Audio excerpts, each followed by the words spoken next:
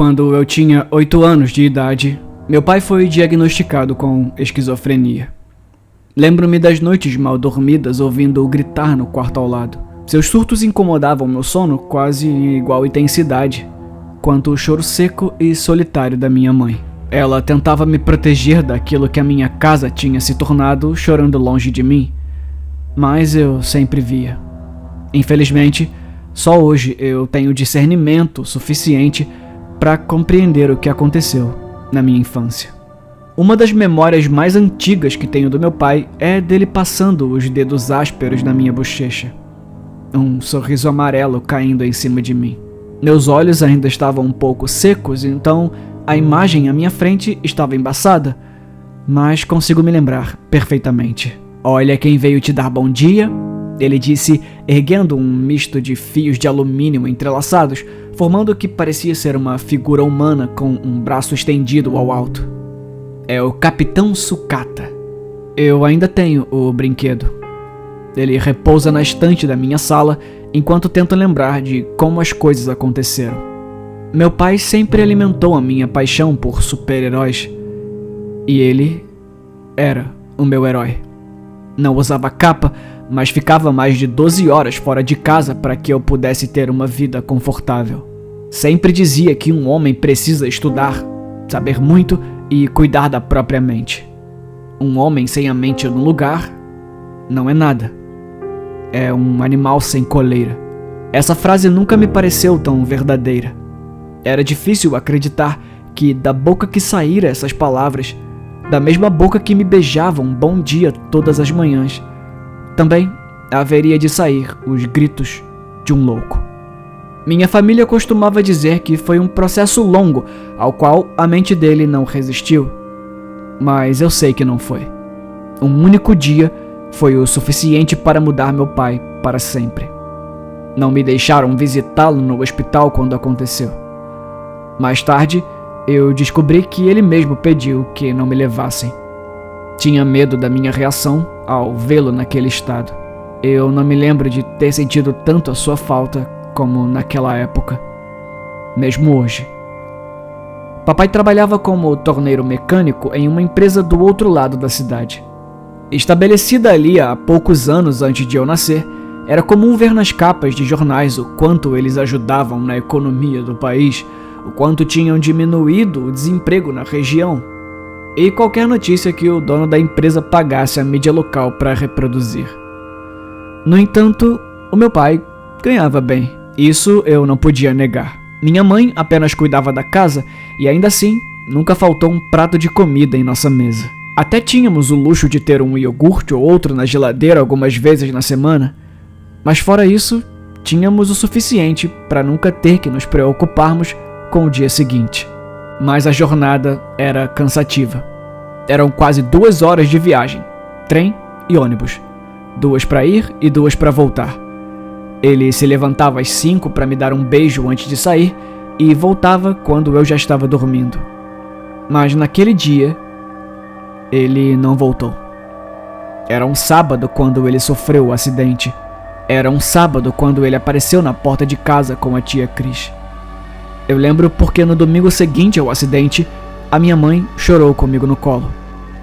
Ela tentava me explicar que talvez o papai não voltasse para casa, mas que ele olharia pela gente quando virasse uma estrelinha.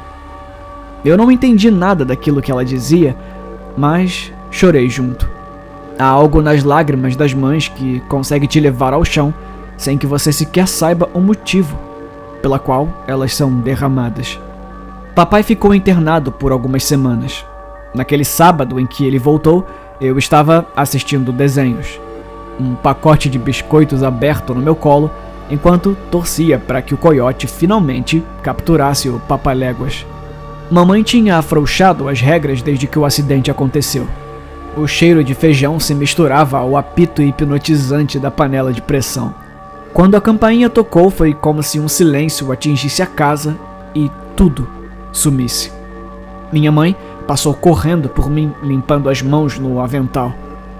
Eu podia notar em seu rosto a apreensão do mesmo jeito quando ela tinha me falado que eu receberia uma surpresa naquele dia e que o papai precisaria muito de mim e de todo o meu carinho.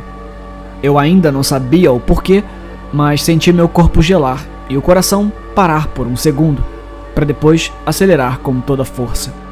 Eu senti os olhos umedecerem quando a porta se abriu.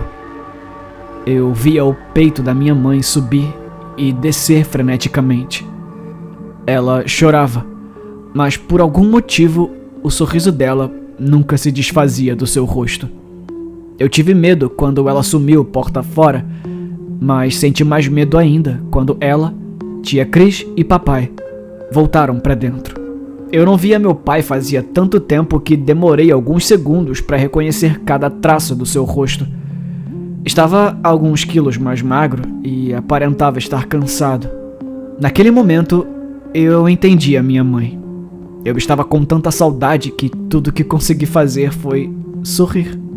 Joguei o pacote de biscoito no chão e corri em sua direção. Eu abracei as suas pernas com toda a força que podia, meu rosto enterrado em sua cintura. Sentia ele bagunçando meu cabelo em um afago que não recebia há tempos. Sentiu minha falta, campeão? Ouvi sua voz um pouco rouca e trêmula, como se segurasse o choro. Ele estava agachado na minha frente e seus olhos brilhavam. Seu sorriso seguiu o meu, se desmanchando aos poucos.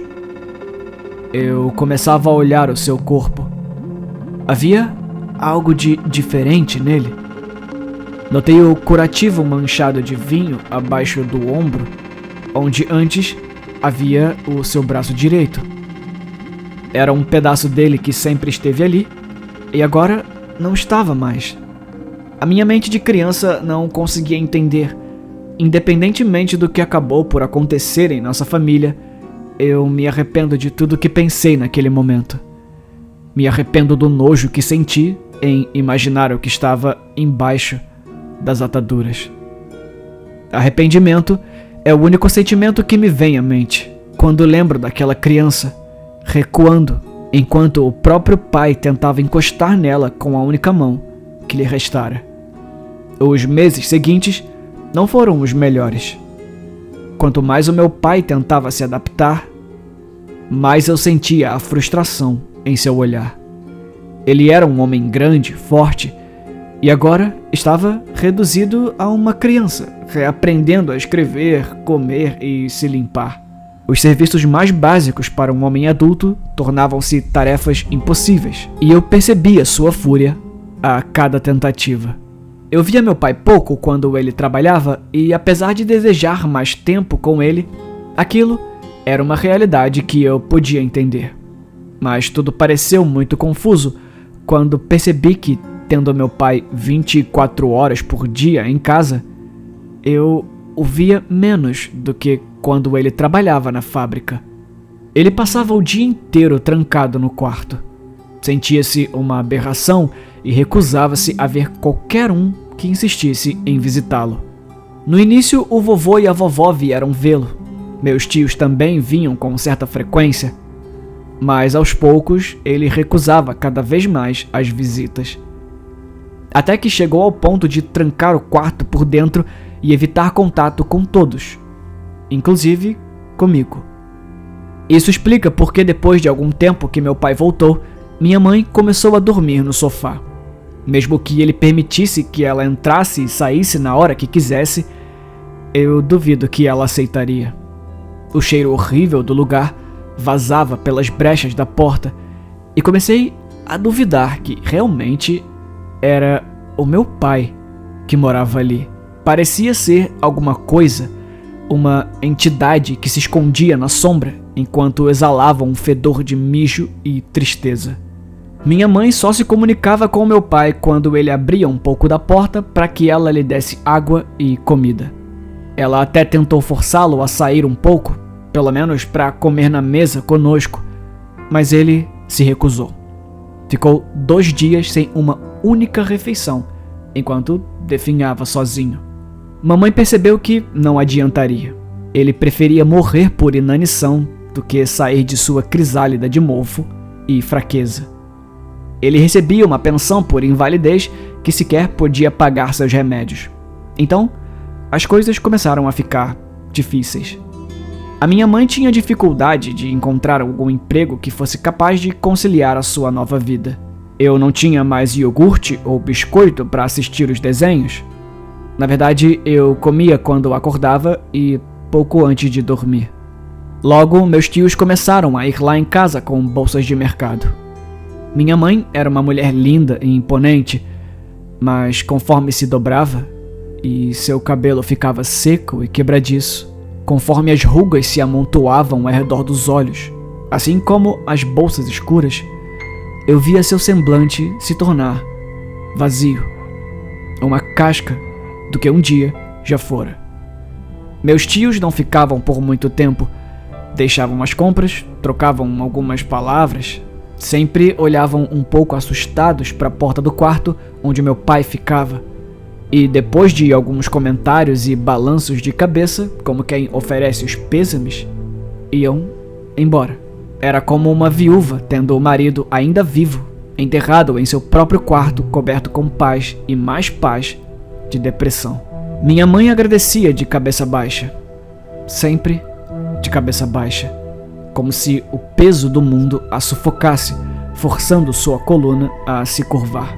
A minha mãe era uma mulher cansada, os cabelos brancos saltando acima da testa, as mãos sempre na cintura, a reclamar das dores na coluna, engolindo um Tilenol atrás do outro. Eu lembro de notar suas unhas completamente roídas enquanto avaliava as correspondências que tinham acabado de chegar. O telefone tinha sido cortado fazia 2 meses, mas não significava que eles cessariam as cobranças. Havia um envelope estranho no meio. Ela ignorou todas as outras correspondências e o observou por um breve momento. A testa enrugada em uma expressão de curiosidade. Mas seu nome não estava naquele envelope e ela não se interessava. Nada que dizia respeito ao meu pai a interessava mais. Ela foi até a porta do quarto, se agachou e jogou o envelope por debaixo. Sequer esperou uma resposta. 4 dias se seguiram e eu percebi que minha mãe não levava mais comida até o quarto. Eu não lembro muito de vê-la comer também. Cada vez mais eu tinha a sensação de que eu era a única pessoa que me alimentava naquela casa. Era bem de manhã quando uma voz me retirou a força de meu sonho. Uma voz histérica vinha de algum lugar da casa, acompanhada de uma gargalhada. Eu conhecia a voz e a risada, mas algo dentro de mim se recusava a acreditar. Fazia tanto tempo que eu não a ouvia. Eu corri para a sala e encontrei a minha mãe. Os olhos ainda vermelhos, a boca aberta, como se o queixo fosse pesado demais. Amor, ele me ouviu, o meu pai disse. A sua voz vibrava pelo pulmão carregado. Eu também não acreditei, mas ele me ouviu. A foto chegou, olha. Ele enfiou a mão dentro do bolso da calça jeans e retirou uma foto Polaroid. Entregou à minha mãe. Nela havia apenas um rosto andrógeno e pálido, em um fundo preto. Eram traços finos, os lábios, o nariz. Havia uma serenidade ali, sussurrando que a coisa que tinha sido fotografada estava em repouso, toscanejando como se suas pálpebras tivessem vida, até ser despertada de vez. O topo da cabeça lisa, sem qualquer cabelo. Ele me deu o que eu pedi. Ele sorriu pra mim, e foi de verdade. Olha pra mim, amor. O meu braço. Eu tenho um braço novo. Meu Deus, eu tenho 2 braços de novo.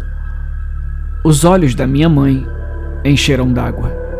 Ela olhava para o meu pai, mas seu olhar parecia não encontrar destino. Ela olhava para um desconhecido. A barba crescia sobre as bochechas flácidas que pareciam carregar um peso enorme. Era como se aquele quarto estivesse em suspensão e o tempo real não se aplicasse a ele. Meu pai entrara lá um homem de 30 e poucos anos e saíra um velho moribundo. E ainda assim, havia um sorriso esperançoso em seu rosto. Seu corpo ainda era como um cadáver recém-saído de um saco preto, uma pilha de ossos saltando sob a pele amarelada, parada ali na nossa frente. E abaixo do ombro mutilado, permanecia o vazio. Aquela era a primeira vez em que eu via meu pai sem o curativo. Eu não sei quanto tempo tinha passado, mas já era o suficiente para ter cicatrizado. Era como se alguém lhe tivesse arrancado o braço e dobrado o que sobrou para dentro como uma folha de papel. A pele retorcida em tons mais escuros conforme ia em direção ao centro. Aquela expressão de surpresa e confusão no rosto da minha mãe parecia que nunca se desfaria. E mesmo que ela sorrisse desconcertada, mesmo que ela olhasse para ele com os lábios tortos de quem tenta forjar um sorriso sem muita vontade, aquelas feições jamais desapareceram. Mesmo porque a maior parte do tempo vivíamos em uma bolha de fantasia. Um mundo paralelo onde tínhamos que fingir ver o braço imaginário do papai. Ele derrubava pratos e copos e se justificava dizendo que precisaria do mesmo tempo que levou para se adaptar a refazer todas as suas tarefas diárias sem o braço. E por mais que soubéssemos que ele tinha enlouquecido de vez, os sorrisos do meu pai, todas as manhãs, trouxe certa paz à nossa casa. Ele tinha voltado a ser social, conversava por horas com os meus tios, mesmo que fosse incapaz de perceber o embaraço no silêncio deles, conforme ele falava sem parar. E quando alguém tinha coragem de trazer à tona o fato de que ele continuava mutilado, ele ria. Ria o mais alto que era capaz e balançava a cabeça, como se o indivíduo que falasse sobre síndrome do membro fantasma e fosse capaz de duvidar da existência de seu braço fosse louco. Eu tinha até mesmo esquecido que papai era capaz de sorrir. Mas depois de muito tempo, a vida era boa novamente. Foi quando os gritos começaram. Eu lembro de correr até o banheiro quando o ouvi a primeira vez. Ele estava em pé, se olhando no espelho.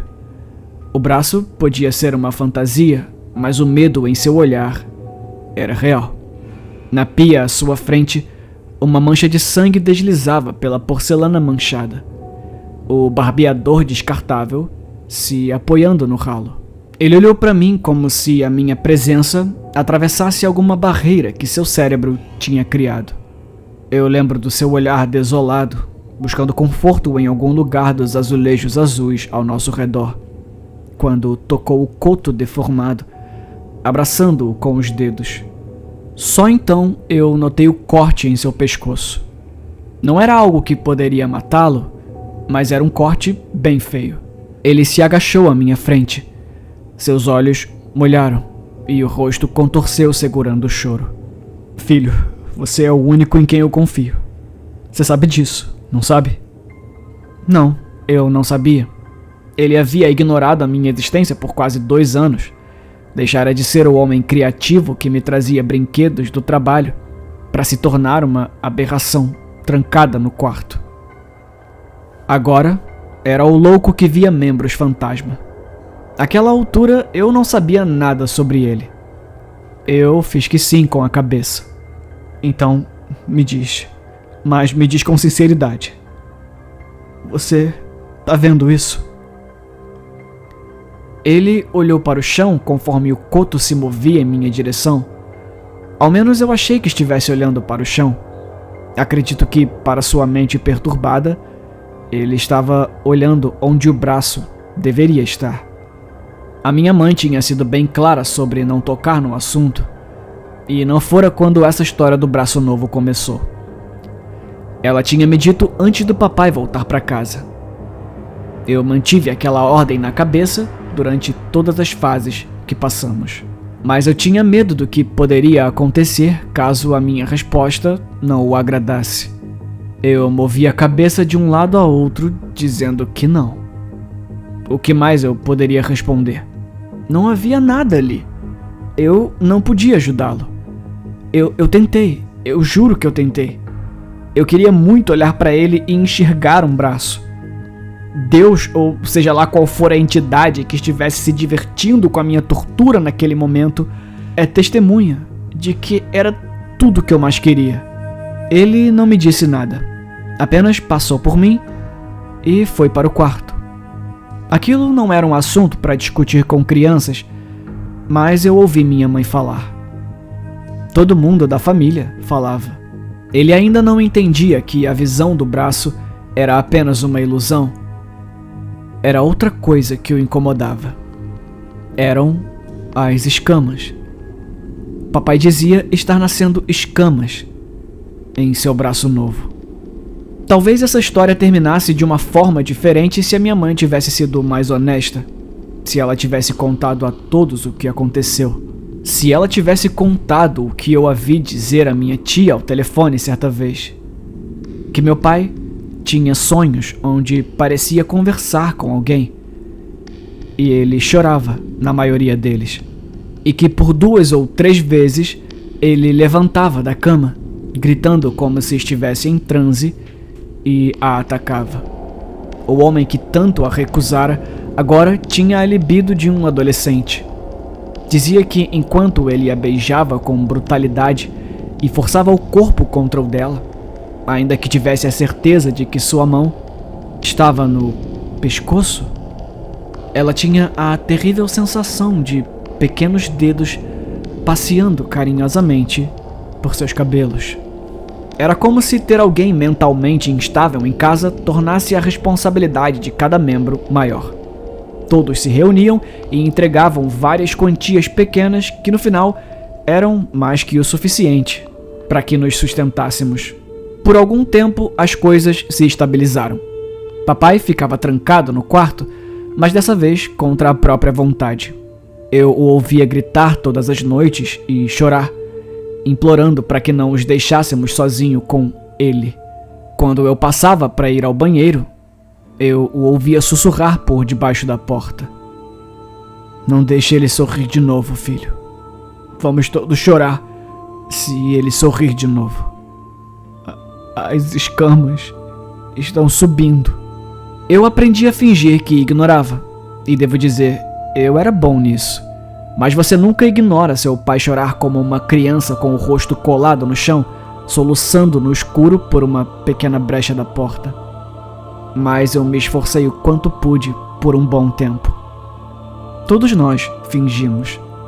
É o que todos nós fazemos.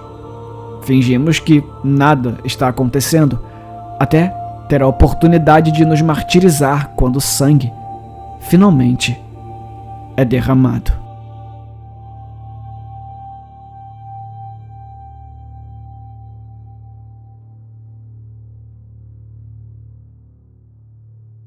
Oi, eu sou o Felipe e esses nomezinhos que você tá vendo passar aqui na tela são as pessoas que financiam esse canal. É a elas que você tem que agradecer. Se esse jovem escritor fez algum vídeo que foi importante pra você de alguma forma, considere verificar o link na descrição da nossa campanha de financiamento coletivo. A meta é conseguir apoio para me dedicar integralmente ao canal. Apoiando a partir de R$7, você tem acesso a todos aqueles vídeos que eu tive que tirar do ar e também a um servidor do Discord que serve de bunker aqui do canal. É lá onde a gente tá sempre trocando uma ideia e compartilhando experiências. Ah, e eu pretendo fazer uns vídeos mais pesados lá também, que o YouTube jamais me deixaria colocar aqui. Se as coisas estão difíceis por aí ou se não tem interesse em fazer parte disso, tudo bem também. O seu like e o seu compartilhamento também são uma boa moeda de troca e ajudam muito. Lembrando que minhas redes sociais e meus livros também estão na descrição. Confere lá.